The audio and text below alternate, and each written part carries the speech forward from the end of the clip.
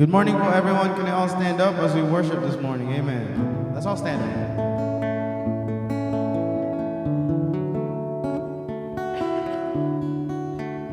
Before we start, let's all say a prayer. Lord Jesus, Heavenly Father, we thank you for this morning, Lord God, that you brought us all here together, ready to worship you and lift your name up high. Lord, we remember all the trials, the problems, all the things that we felt this week, and we remember how gracious you are, Lord God, that you helped us through it, Lord God, that you guide us every step of the way. Lord, we pray that all the sickness that we feel, all our friends and our loved ones and families, Lord God, you just give your healing power in them. Grant them the healing they need. So this morning, Lord, just prepare us to feel your presence, to be present in this place with our brothers and sisters. Thank you, Lord Jesus. Thank you for all the provisions, the blessings that you've given us, even the blessings that we do not know about, Lord. We never take things for granted, Lord Jesus. And we know that everything comes from you. All the good things in our lives come from you. So, Lord, whatever doubts we have, whatever anxiety we feel, Lord, may you just take it away and unburden us with everything, Lord Jesus. We just want to focus on your presence this morning, because we know that when there's no way out, Lord God, there's always faith that you are here with us and you will make a way, Lord God. We love you. In Jesus' name, everyone say amen.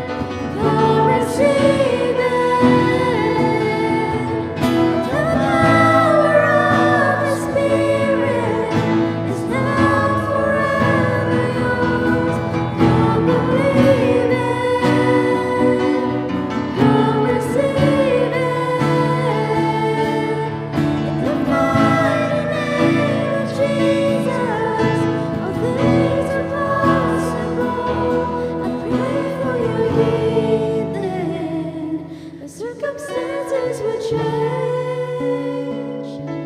I pray that the fear inside would flee in Jesus' name.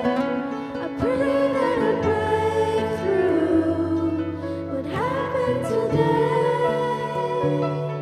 I pray miracles over your life in Jesus' name.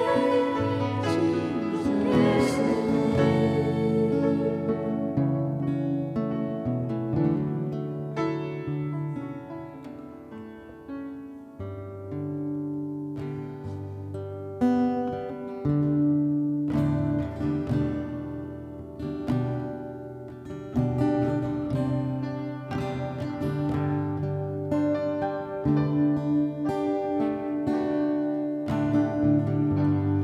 There is none like you.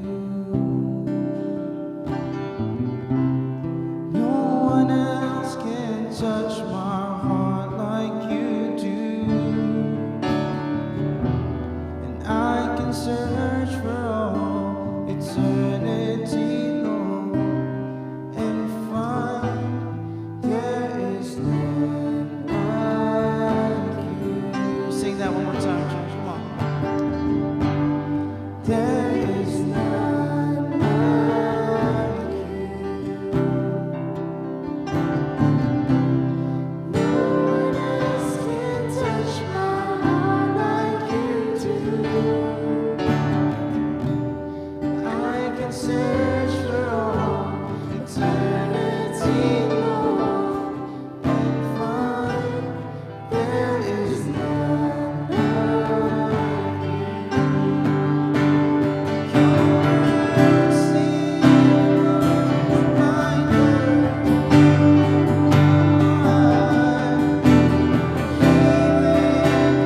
comes from your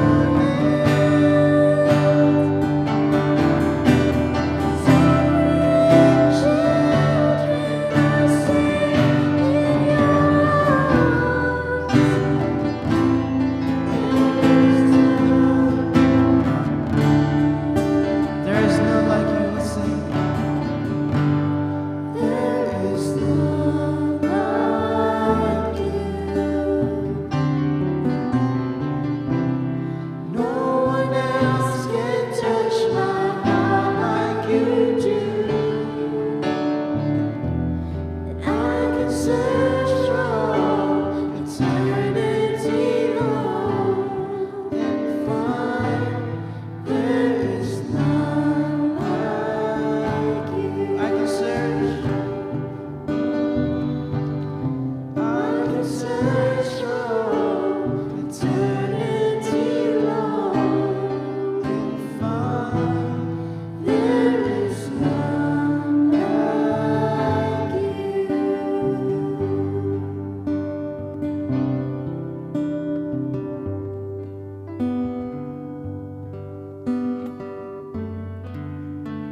Tayo po'y sama-samang mananalangin.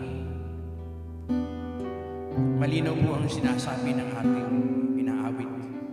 Wala pong katulad ng Diyos. There is none like our God. At sa umagang ito, samantalang tayo pong lahat ay nagkakatipon, ito po ang panahon para tayong lahat ay magpuri sa Diyos sa pamamagitan ng awit, ng pananalangin, at ng sarili nating pagkasabi ng ating pasalamat sa Diyos. Sa lahat po ng mga biyayang tinanggap natin, mga pagkakataon na na-enjoy natin sa buhay, mga opportunities ng katagumpayan, ng victories. Ito po ang pagkakataon para tayo magpasalamat sa Diyos. At salamat sa Panginoon at narito kayo, narito tayong lahat. Ito rin ang pagkakataon para tayong lahat ay dumako sa Panginoon sa pananalangin. Inawit natin kay kanilang nanalangin tayo ng tinatawag na breakthrough. Isang malaking pagkakataon na ating hinihiling sa Diyos. And this morning, this might be the breakthrough for someone. Kaya sa oras na ito, tayong lahat ay dumakaw sa Diyos sa pananalangin. aming Ama at aming Panginoon, masdan mo po ang iyong mga anak. Tingnan mo po ang papuri at ang pasasalamat ng bawat isa. Ito po'y acknowledgement, Panginoon, na ang lahat ng bagay ay mula sa iyo. At ikaw ang nagkakaloob, ikaw ang nagbibigay. Kaya nga ngayong umaga, sama-sama po kaming nananalangin at nagpapasalamat sapagkat ito po, Panginoon, ay lahat biyaya mula sa iyo. Samantalang kami nagpupurit, nagpapasalamat, kami rin ay nananalangin. At hindi po kami titigil ng panalangin sapagkat alam po namin, Panginoon, ito'y simbolo ng aming pagsuko sa iyo. Kaya hayaan mo po na ngayong umaga, anuman po ang aming dinadala, anuman po ang aming hinihiling, anuman po ang aming kalagayan, nais po namin hilingin na ikaw po ang umabot at ikaw ang magpala. At dalangin po namin, Panginoon, na sa pamamagitan po ng lahat ng ito, mapatunayan namin na ang aming Diyos, ang aming Panginoon, kailanman hindi nagkukulang. Salamat po, Panginoon, sapagkat ngayong umagang ito, ngayong araw na ito, ngayong linggong ito, ang buong mundo ay pinagdiriwang ang Mother's Day at dalangin po namin ang aming mga ina ng tahanan ay makadama ng papuri at ng kagalakan sa pamamagitan ng selebrasyon na ito. At dalangin po namin, Panginoon, na lalo po kaming malapit sa iyo sa pamamagitan ng ganitong pagdiriwang. At dalangin po namin, samantalang kami nagpapatuloy nitong aming pagsamba, ay madama po namin at makasama namin ang presensya ng Banal na Espiritu. Ama, ang lahat po ng ito ay aming hinihiling, aming idinadalangin, sapagkat ito po ay amin ang hiningi, inaasahan, sapagkat ito ay aming idinadalangin sa pangalan ni Jesus. Sa pangalan ni Jesus. Amen. Amen. Makaupo na po kayo, mga kapatid.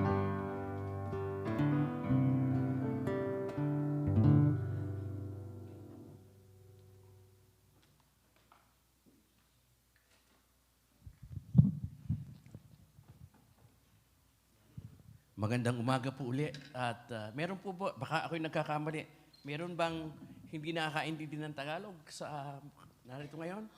I can. Si Mark? Si Brother Hill, medyo hirap sa Tagalog ngayon. So, dahil tayong lahat ay nagtatagalog at nakakaintindi ng Pilipino, so salamat sa Panginoon. Ang ating sermon ay Tagalog, although sinulat ko sa English. Bago yung sermon, ay dapat po sana, ngayon ay meron tayong yung mailiit na party sapagkat ngayon ay Mother's Day. Pero nalaman po namin na marami ay aalis at maraming celebration. So, yung pong ating Mother's Day lunch o yung special celebration for mothers, tsaka yung mga regalo para sa mothers will be next week. Pentecost Sunday at the same time, Mother's Day celebration natin. So mag-imbita po kayo ng mga nanay sapagkat sabihin nyo lang po kay Sister Ned kung sino inyong iimbitahin para po yung regalo na inihanda natin para sa mga kananayan atin pong mapaghandaan yung inyong bisita na inyong dadalhin. So halimbawa, si Nanay Paz gustong dalhin ni Shelly, so sasabihin mo kay Sister Ned dahil para yung regalo madagdagan. Inihanda na po yun ng 2 linggo na nakaraan at dadagdagan po natin para next week. Kung meron po kayong dadalhin na kaibigan, sabihin po ninyo at para pagdating niya rito, meron po siyang special na regalo. So next Sunday po yun. So ang mangyayari, ang service po natin parang dinner service yung lunch natin. May table, tapos mag-service tayo, and then dire-diretso po tayo ng kainan and celebration. So yun po yung gagawin natin next Sunday. Dapat po sana ngayon yun. Pero dahil sa marami po sa inyo, aalis agad after service dahil meron kayong lunch with your family. So next week na po yon. Pangalawa po ay huwag niyong kakalimutan, kapag po kayo ay hindi pwedeng magsimba o hindi makasimba ng Sunday, meron po tayong Wednesday church. Para po sa mga hindi pwedeng magsimba ng Sunday dahil may trabaho o mayroong dahilanan, meron po tayong Wednesday church, 7 o'clock in the evening, dun po sa main sanctuary. So, kayo po'y malugod naming iniimbitahan sapagkat kung ano po yung ating ginagawa ng Sunday, similar po yung ginagawa natin ng Wednesday, mag-iba lang yung sermon sapagkat iba po yung tema o yung ginagawa sermon series natin pag Wednesday Church. So, again, next week po ay District Assembly on this Saturday, District Assembly ng Anaheim District. Kung kayo po'y available, mula po ito ng 6 o'clock ng Friday and then maghapon ng Saturday. So, dadalaw po ako siguro ng panakanaka ng Friday night. So, if you're available, dito po sa Cerritos sa church gagawin, sa Church of the Nazarene sa Cerritos. So, panalangin po natin yon sapagkat ito po yung celebration ng ating Anaheim District. And then, sa May 31 and June 1, yun po naman yung District Assembly doon sa kabila, sa Southern California District. So, doon po gagawin sa Murrieta, sa may Temecula. So, busy po itong month na ito.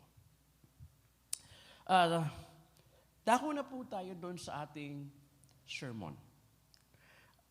Noong pong nakaraang Sunday, which is the first Sunday of May, sinimulan ko po yung series na The Freedom Series. Hindi po yung malaking meaning ng freedom, but yung pong definition natin ng freedom on a more, tawag natin ay practical way. Yung bang madarama natin ito sa araw-araw nating pamumuhay. So, nung nakarang linggo, ay tinignan po natin yung isang imbitasyon ng Panginoon, yung tinatawag po nating imbitasyon para sa kagaanan ng buhay. Invitation to unburdened life. Sabi po ng Panginoon, I come to me, all you who are weary and heavy laden, I will give you rest. So, ang imbitasyon po ng Panginoon para tayo hindi masyadong mabigatan. Meron po tayong nadiskubre na dalawang major reasons why masyado tayong nabibigatan. Number one is, lagi po tayong nagdadagdag sa buhay natin. We are increasing the burden by adding so much more. Ang halimbawa ko nga po nung nakarang linggo maraming bahay dito sa Amerika na merong sariling garahe, yung garage. Pero marami ring tao na hindi na ginagamit yung kanilang garage sa paradahan ng kotse, kundi ginagamit na storage at meron pang storage na binabayaran. Sobrang dami nating iniipon at maraming iniipon natin, hindi naman talaga natin kailangan. Kaya yun, dahil dun sa ugali natin na dagdag tayo ng dagdag, minsan, nagdadagdag din ito ng kabigatan, burden. Minsan din, pangalawang rason kung bakit tayo nabibigatan, masyado tayong, tawag natin sa English ay, we overthink. Masyado tayong nag-iisip ng malalim. Kahit hindi naman dapat. Masyadong creative yung ating imagination. At palagi tayong natatakot. Sabi ko nga, sometimes we imagine a ghost. We create our own ghost, and then after that, we will be afraid of the ghost that we created. Overthinking. Pagtatapos po ng sermon, nung laang linggo, ay sinabi ko na ang Panginoon ay may 3 imbitasyon para magaanan tayo. Mula po sa text. Sabi po niya ay, come. Lumapit po tayo sa Kanya, come. All you who are weary and heavy laden. And then, sabi po niya, take my yoke upon you. Take. And then, learn from me. So yun pong 3 tawag natin sa English ay imperatives o 3 utos para tayo ay magaanan, susubukan po natin sana na mapanalangin, Lord, tulungan po ako na ako'y makalapit, na isingkaw o isuot ko ang iyong pamatok, take your yoke, and then learn from you. Kaya nga, ang ating sermon ay freedom from burden. Ngayon po, Dalawa po itong sermon ng Freedom from Worry. Ngayon pong umaga yung part 1. Next week, we will talk about the part 2. Freedom from Worry. Bakit ba tayo masyadong nag-aalala? Sabi natin, we are treating life as hard as it should be. Masyadong natin pinabibigat. At ang isa sa nagpapabigat ay yung worry. Bakit baya tayo laging nag-aalala? At kung lagi tayo nag-aalala, ano ang gamot para maiwasan natin kung hindi man natin matanggal lahat, at least mabawasan ang ating pag-aalala? Ang atin pong text ay mula sa Matthew chapter 6, 25 to 34. Ito po ang mga salita ng ating Panginoon. Therefore I tell you, do not worry about life, for what you will eat or drink, or about your body, what you will wear. Is not life more than food, and the body more than clothes? Look at the birds of the air. They do not sow or reap or store away in barns, and yet your heavenly Father feeds them. Are you not much more valuable than they? Can any one of you, by worrying, add a single hour to your life? And why do you worry about clothes? See how the flowers of the field grow. They do not labor or spin. Yet I tell you that not even Solomon, in all his splendor, was dressed like one of these. If that is how God clothes the grass of the field, which is here today and tomorrow is thrown into the fire, will he not much more clothe you? You of little faith. Do not worry, saying, what shall we eat, or what shall we drink, or what shall we wear? For the pagans run after all these things, and your heavenly Father knows that you need them. But seek first his kingdom and righteousness, and all these things will be given to you as well. Therefore, do not worry about tomorrow, for tomorrow will worry about itself. Each day has enough trouble of its own. Yan po ang salita ng ating Panginoon na ating titingnan ngayong umaga. Nais ko pong unahin muna yung tinatawag na context o yung teksto nating binasa. Madali lang po kasing sabihin na huwag kang mag-alala. Madali lang po kasing magsabi na tigilan mo yung pag-aalala. Pero sa totoo lang, itong sinabi ng ating Panginoon, huwag mag-alala o do not worry, ay isa sa mga mahirap na gawin. Sa totoo lang, kahit ano, pwede kayong mag-alala. Kung kayo ay namamayat, bumababa ang timbang, nag-aalala tayo. Kaya ako namamayat. Eh kung tumataba naman, nag-aalala rin. Bakit kaya ako tumataba? Hindi ko lang alam sa inyo kung alin yung mas mataas ang degree ng worry, kung pumapayat o tumataba, but it doesn't matter. Pag maraming kaibigan, nag-aalala ka, ang dami kong inaasikaso, ang dami kong relasyon na inaasikaso. Nakakapagod. Pero pag wala ka rin kaibigan, bakit kaya wala nakikipagkaibigan sa akin? Alam niyo ba na maraming kabataan ngayon, at ito po'y pinag-aralan ng mga social scientists, ang isa sa mga pinagkakaabalahan ng isip ng kabataan na kanilang worries o point of worries ay walang nagla-like sa kanilang pinost sa Instagram. Ha? O walang nagla-like sa Facebook.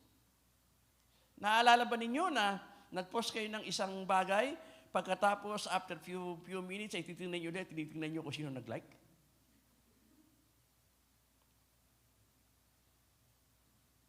Meron po tayong pag-aalala sa lahat ng bagay.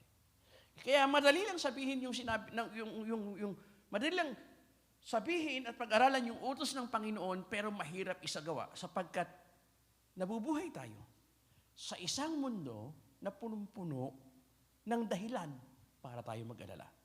We are living in a world that has a lot of reasons for us to get worried. In fact, bago tayo matulog, meron tayong inaalala. Ano kaya gagawin? Ano kaya bukas? At pagkagising natin, minsan ang inuuna natin ay pag-aalala. Hindi pa nga tayo nakakapag-sipilyo o nakakainom ng kape. Nag-aalala na tayo. Ito po'y natural. Ito po'y nangyayari sa pang-araw-araw. Pero sabi po ng Panginoon, do not worry. And there is a way for us to be free from worry. So unahin natin, bakit po tayo nag-aalala? Meron pong malalim na dahilan to. Hindi po lang ito nangyari dahil sa ipinanganak tayo sa mundo, ito ganito na ang mundo. Hindi po eh. Meron po itong napakalalim na dahilan at ang una pong dahilan ay ang ating pag-aalala ay produkto ng pagbagsak o the product of the fall o yung tinatawag na nung pumasok ang kasalanan sa sanlibutan at naging bahagi ng human history, nagsimula na pong mag-alala ang tao. Halimbawa, noon pong nilikha ng Diyos si Adan at si Eva, inilagay po ng Diyos si Adan at si Eva doon sa napakagandang hardin. Ang pangalan ay Garden of Eden, di ba? Genesis chapter 1 and chapter 2. And then, sabi po ng Panginoon sa kanila, you can eat any fruit of the tree or anything in the garden. At wala po silang pag-alala. Isa lamang po ang kanilang gagawin. Magpaparami sila at wala silang gagawin kundi magpuri sa Diyos at lahat po ng kanilang kailangan ay supplied. Sapagkat naroon po sila sa isang lugar ng tawag ay garden. A perfect place. Alam po natin ang nangyari, di ba? Natukso si Eva at si Adan at sila po'y pinalabas doon sa Garden of Eden. At sabi po ng Panginoon, from now on, you will eat the result of your you will live by the sweat of your brow. Mula sa iyong pawis, ikaw ay mabubuhay. And then the world, ito pong mundo na pinaglagyan o kung saan kasama tayo ngayon, naging isang mundo na punong-puno ng tawag natin ay sumpa. Hindi naman totally lost, pero alam natin na napakaraming bagay that can run contrary to what God wants. Yun pong ideal life, yun pong tinatawag na worry-free, Hakuna Matata. Yung pong worry-free life is no longer a reality because we live in a fallen world. Pag hindi ho natin nakita na ganun, baka ho mahirapan tayong maintindihan ang mga nangyayari sa atin. So, importanteng origin. Pangalawa pong dahilan is, yun pong tinatawag na, ito'y part ng ating pagiging tao. Nilikha po tayo ng Diyos na marunong mag-isip. Meron po tayong capacity to think in advance. Meron po tayong capacity to think ahead of the future. We don't have the capacity to know the future, but we can imagine the future. Right? Meron po tayong desire to control things. Kasi meron po tayong tinatawag na free will. Yun pong intersection between the desire to control and then yung hindi natin alam mangyayari bukas, pag po yung dalawang yun ay nagbanggaan, nagkakaroon po tayo ng worry. Kasi gusto po natin kontrolin, pero hindi naman natin alam ang susunod na mangyayari, kaya we lose control. And the moment that we feel we lose control, then worry sets in. Why? Because that's part of being a human. Meron po tayong fear of the unknown. Diba? Sumakit ng konti ang ulo, inimagine na may tumor. Napupuyat po ako ngayon kasi meron akong kaibigan ko na dati kong client sa Pilipinas, si Brother Joel, kilala niyo siya, na meron po siyang kanyang negosyo ay may kinakaharap na demanda. Siya po kasi ay contractor. Noon pong nasa Pilipinas, kliyente ko siya at siya po ako ang kanyang legal advisor. Pero ngayon po, tinatawagan pa rin ako. Sabi niya sa akin kahapon, Pastor, nai-stress ako kasi ididemanda raw ako nung isa kong naging kliyente. Sabi ko natanggap mo na ba ang demanda? wala pa. Kaya lang, nag-iisip na ako ng depensa ngayon. Sabi ko, bakit ka nag-iisip ng depensa? Wala pa nga yung kopya ng demanda. Anong ipagtatanggol mo kung hindi mo naman alam kung ano ang inaakoy sa'yo?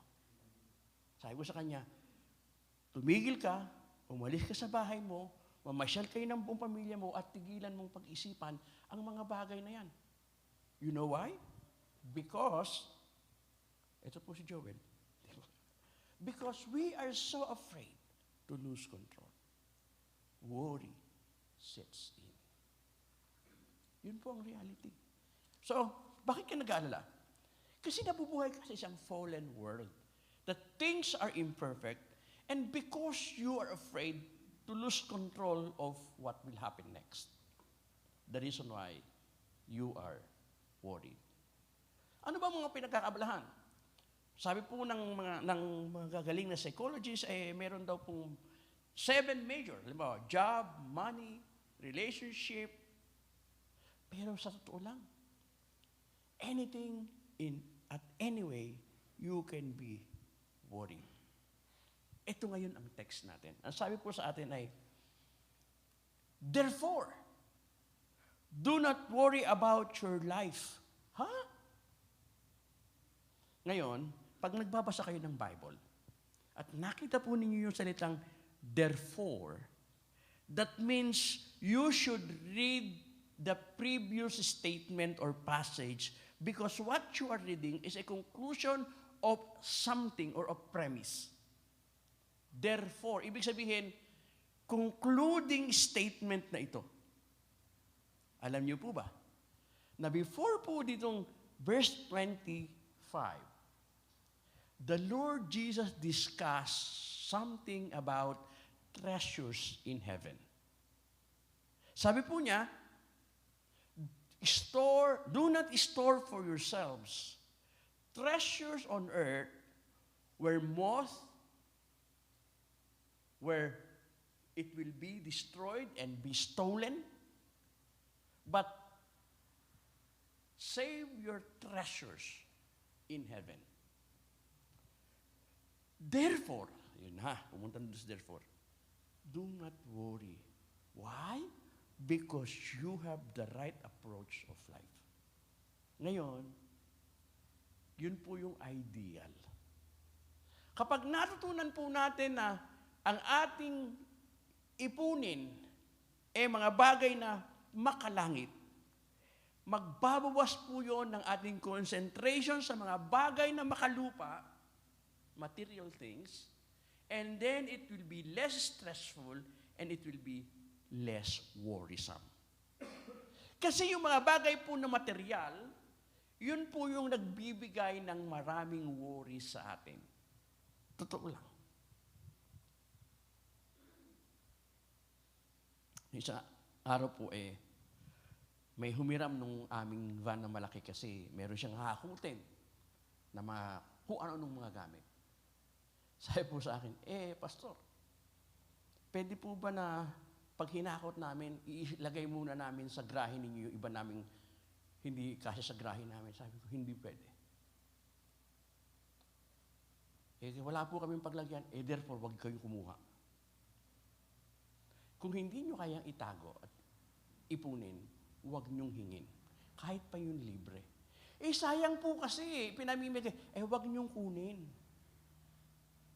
Talagang sinabi ko, kasi kukunin nyo, tapos sa akin nyo ipatatago. Sa bandang huli, alam nyo mangyayari? Ako ang magtatapon ng lahat ng yon.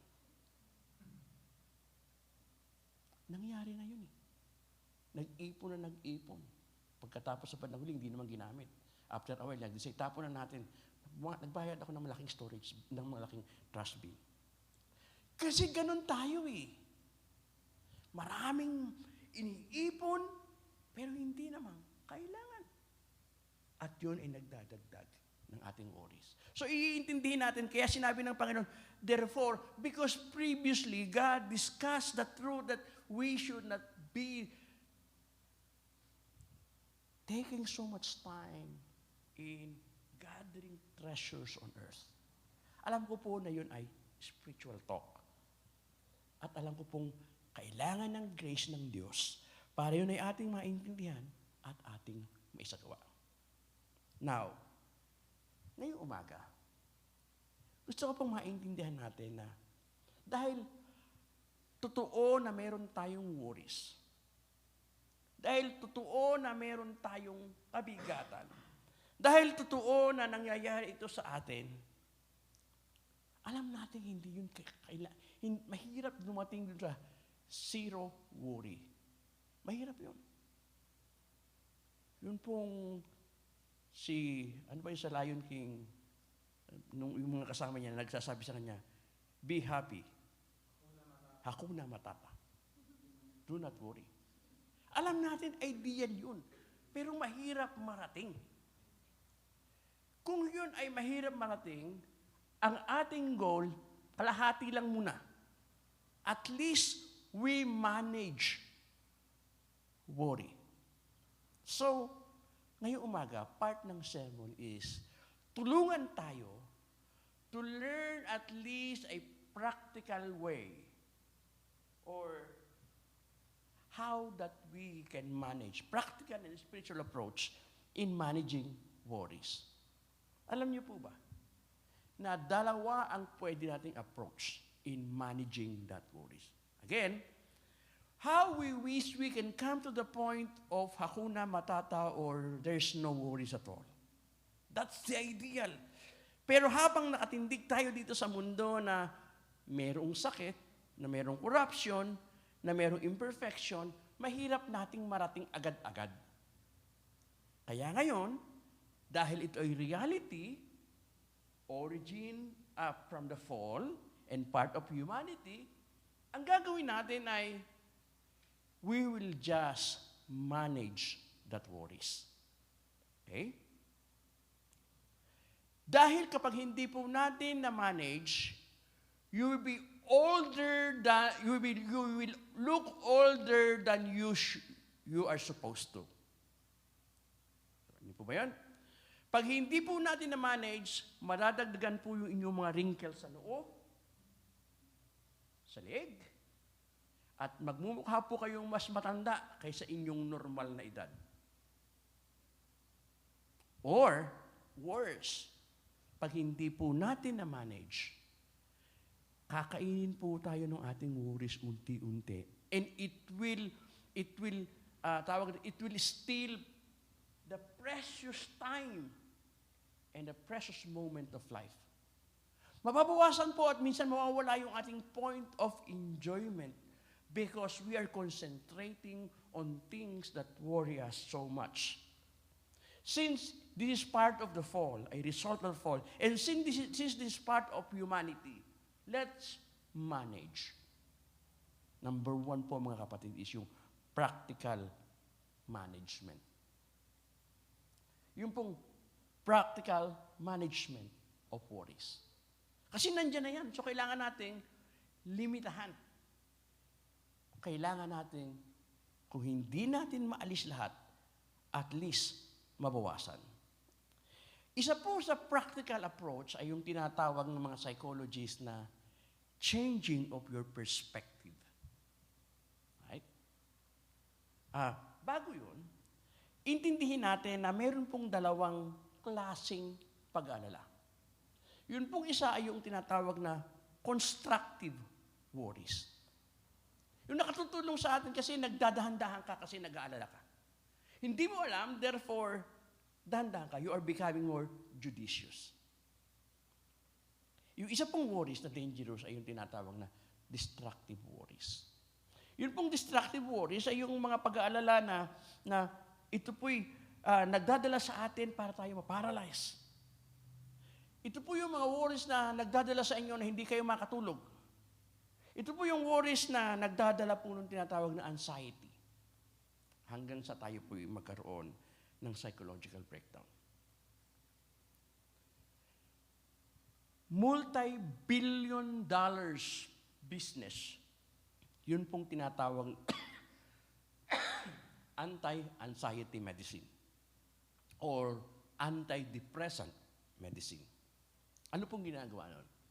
Ito po hindi ako doktor pero at least na-research ko habang ginagawa ko yung sermon. Doon daw po sa utak ng tao, meron pong yung tinatawag po na median lobe. Yung pong sa inyo mga nurse na may medical background, alam niyo po ito, yung pong medial frontal gyrus or MFG of the brain. Nasa gitna po yun nung brain. At yun po ang nagdadala nung signal para sa personal o sa self-evaluation. It talks about self. Pagka po yun ay maraming karga, nagdadala po ito sa tao na alalahanin niya ang kanyang sarili, ang mangyayari sa kanya, paano ang buhay niya, paano ang kanyang reputasyon, paano ang kanyang tinatangkilik, at yun po yung nagdadala ng anxiety. Nagdadala po ito nung hindi may paliwanag na lungkot sapagkat galing sa pag-alala. So yung pong gamot, pinaiinom tayo noong anti-anxiety medicine para po yung receptors, yung neurons doon sa utak na yun, doon sa part na yun, yung medial frontal gyrus, ma-block para hindi natin maisip masyado. So, meron pong medical intervention para hindi mag-alala. Pero yun po ay artificial. At minsan, nagiging dependent po tayo. Hindi natin sinasabi huwag tayo mag-take. Pero mga kapatid, kung minsan, nagdadala ito ng mas malaking problema. So, ano yung practical approach? Ang practical approach is to change our perspective. Anong ibig sabihin noon? Ang ibig sabihin po noon ay we will refocus our mind on something that is productive or something different. For some reason, ang ating pong utak has the capacity to imagine greater things.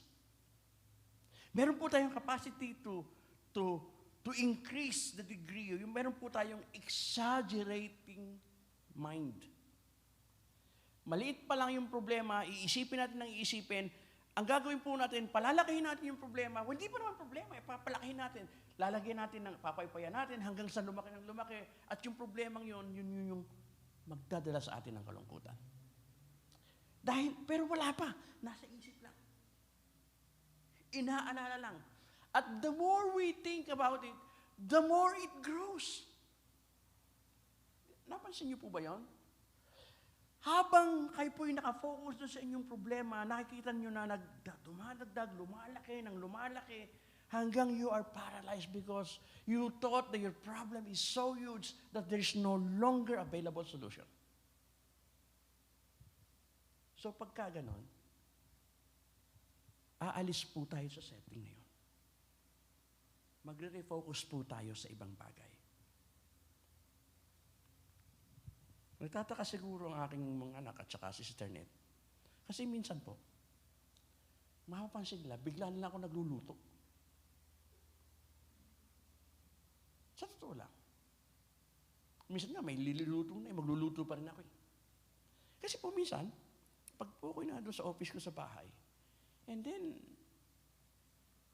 I am thinking of things na walang resolution, natutunan ko na, I need to get up from my study table and do something else. At minsan po ginagawa ko nagluluto, nag-change oil ng sasakyan, at madalas nag-golf. Ganun lang yun. Pa? Kasi I need to do something that will refocus my mind not on the issues at hand, but on other things that will at least change my current perspective. Kaya nga pagka meron kayong isang tao na nagdadala sa inyo ng problema, mga kapatid, iwasan muna po ninyo. Ang ginagawa ninyo meron na nga kayong pinagtatampuhan, titingnan nyo pa yung kanyang Facebook, ano pang sinasabi, at meron na kayong nabasa, naku, ako yun! Hindi naman kayo yun. At sasabihin nyo, talagang tinitira ko ng taong to. Di ba?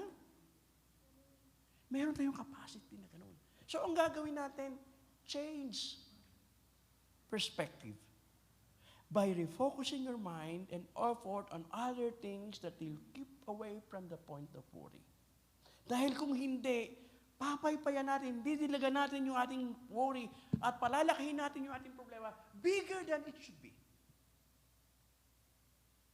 Mga kapatid, we need to make sure na may alam natin yun. Pangalawa, at ito yung ultimo sabi ng text natin.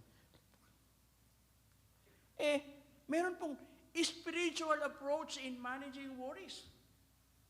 Hindi lang ito practical approach. There is also a spiritual approach in managing worries. At yun po yung importante. Sabi po ng text, look at the birds of the air. They do not sow or reap and store away in barns, and yet your heavenly Father feeds them. Are you not more valuable than they? Pasin po yun doon. Can any one of you by worrying, add a single hour to your life? Mayroon ba sa atin na makapagdadagdag ng kahit isang minuto sa buhay natin, o isang oras sa buhay natin, by worrying? Hindi po eh. The truth is, it decreases our life. Kasi nagkakasakit tayo. So, ang spiritual way to approach is by means of focusing on what God and how God has dealt with us in the past. Paano yun? Meron po kasabihan na, sabi po natin is, this is not my first rodeo, right?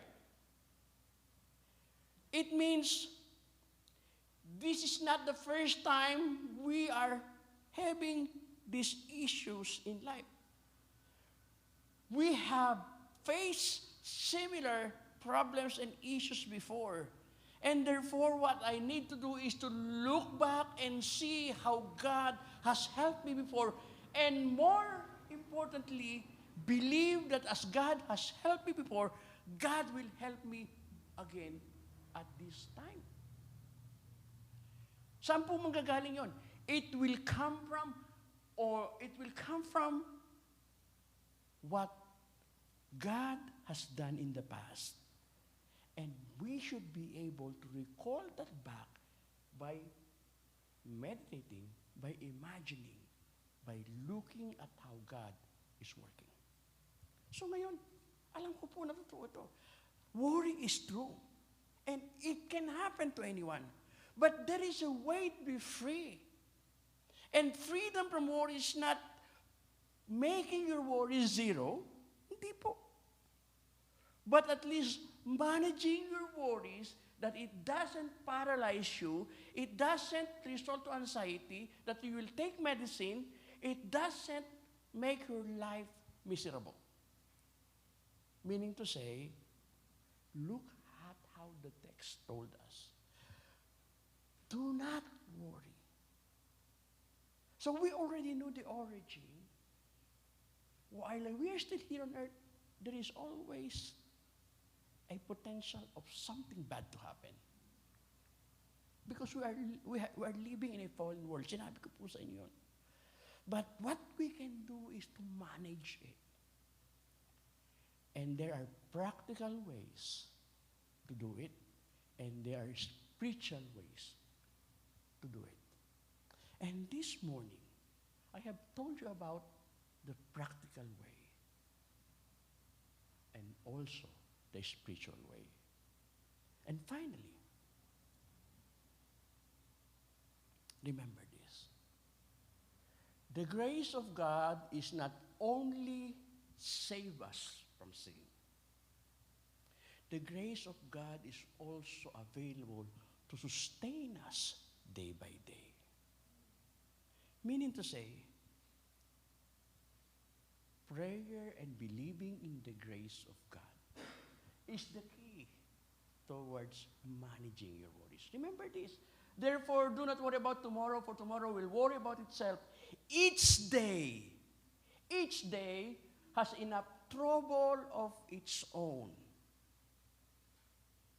Day by day, it's a reality of trouble. But also there is a grace of God that will sustain you day by day. Live one day at a time under and within the grace of God. And if you embrace that, Your worry might not be zero, but at least it is manageable that you will not resort to other means. So this morning, that is the first part of freedom from worries. Next week, there is another part of this sermon that I will talk to you about. So let me close by just telling you this morning. Please, in the name of Jesus, live in His grace and let Him lead you each day. Because the sustaining grace of God is available even now and even this morning. Amen? Let's all stand. We will pray in closing. Father, we thank you for this time. We are in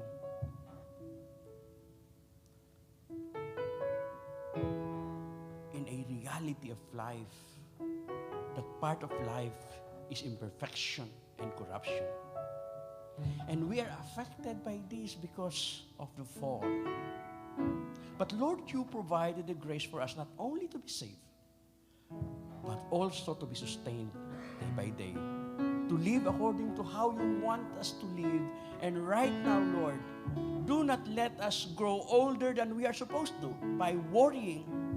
Do not let us resort to things that will harm us. But Lord, help us to just embrace the power and the truth of your grace. God, help us. May your Holy Spirit be with us. May your grace sustain us. Be with my dear brothers and sisters right now.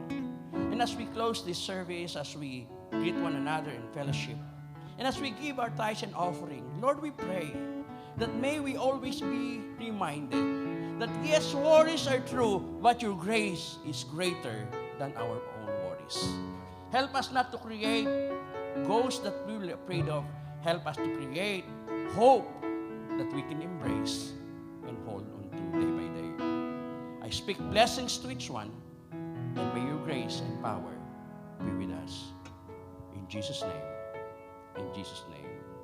Amen. Amen. You may be seated because we are supposed to have the Mother's Day celebration today, but we postpone it for next week because we have a special lunch.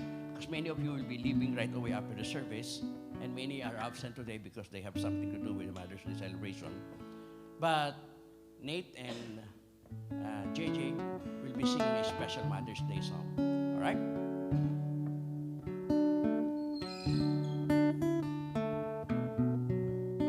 So for all the mothers, this is for you.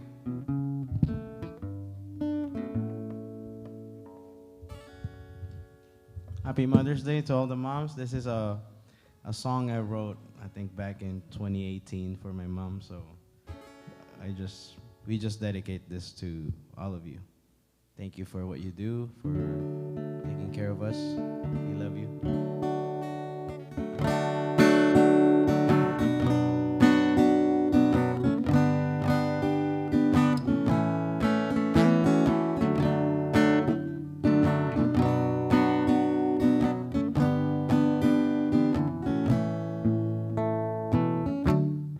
When I was young, I liked running around the house and down the stairs. I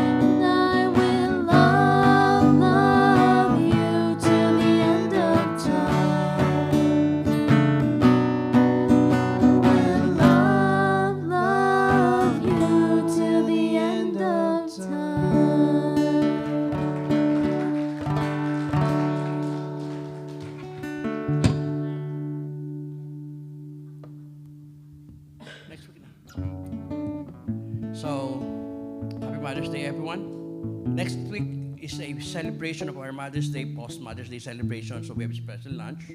Service is different. Invite your friends.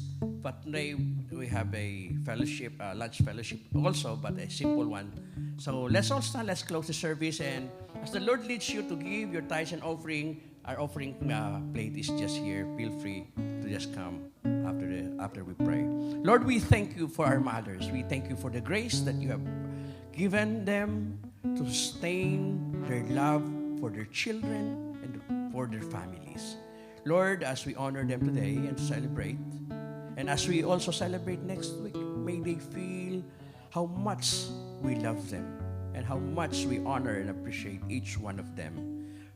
Thank you, Lord, for their lives given for all of us.